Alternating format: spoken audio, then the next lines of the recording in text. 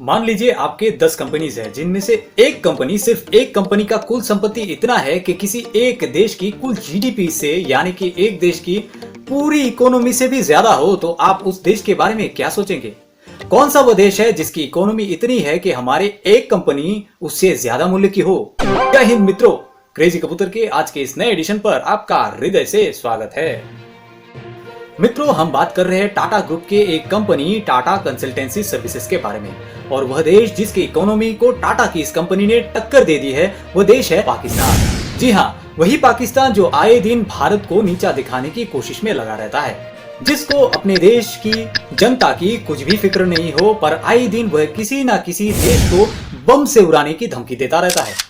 ऐसा एक देश जिसके नेता ऐसी बात कहती है कि हमारी जनता घास की रोटी खा लेगी लेकिन न्यूक्लियर बम बनाकर ही रहेगी।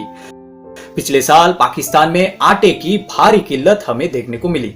वहां की जनता एक एक किलो आटे के लिए हाथापाई करते हुए नजर आए थे। खैर, ये तो होना ही था। वह कहते हैं ना कि जैसी करनी वैसी भरनी। अब न्यूक्लियर बम के पीछे भागने वाले देश के लोग तो आटे के बोरी के पीछे भागेंगे ही।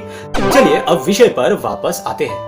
टाटा समूह का मार्केट कैपिटलाइजेशन अब पाकिस्तान की पूरी अर्थव्यवस्था से बढ़िया हो सकता है, क्योंकि ग्रुप की कई कंपनीज ने पिछले एक साल में बड़े पैमाने पर रिटर्न दिया है। टाटा ग्रुप का बाजार पूंजीकरण 365 अरब डॉलर था, जबकि आईएमएफ ने पाकिस्तान की जीडीपी लगभग 341 अरब डॉलर होने का अनुमान लगाया था। अलग से टाटा कंसल्टेंसी सर्विसेज, जिसका मूल्य 170 बिलियन डॉलर है, भारत की इस दूसरी सबसे बड़ी कंपनी का ही आकार पाकिस्तान की अर्थव्यवस्था का लगभग आधा है। टाटा मोटर्स और ट्रेंड के रिटर्न और पिछले एक साल में देखी गई टाइटन, टीसीएस और टाटा पावर में रैली के परिणाम स्वरूप टाटा ग्रुप की कैंप में भारी बढ़ोतरी हुई है। TRF, trend, Banaras hotels, Tata investment corporation, Tata Motors, automobile corporation of Goa और आर्टसन इंजीनियरिंग सहित टाटा की कम से कम 8 कंपनियों की संपत्ति पिछले एक साल में 2 गुना से भी ज्यादा हो गई है। इसके अलावा टाटा कैपिटल, जिसे अगले साल तक अपना आईपीओ लाना है, इस एकलौते कंपनी का बाजार मूल्य 2.7 लाख करोड़ रुपए की है। अब आता है पाकिस्तान की अर्थव्यवस्था पर। पाकिस्तान की जीडीपी वित्तीय वर्ष 2012 में 6.1% की वृद्धि दर्ज की गई थी। वित्तीय वर्ष 2011 में 5.8% और वित्तीय वर्ष 2023 में अनुबंधित होने का अनुमान है। बाढ़ से इस देश में कुल मिलाकर अरबों डॉलर की भारी क्षति हुई है। यह देश 125 अरब डॉलर तक के विदेशी ऋण और देनदारियों पर बैठा हुआ है।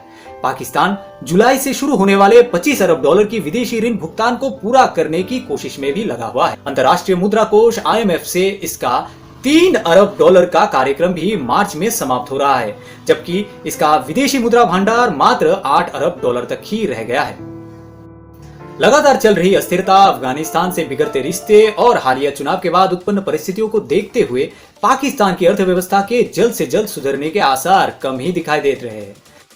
अब ऐसे में हम क्या ही कर सकते हैं?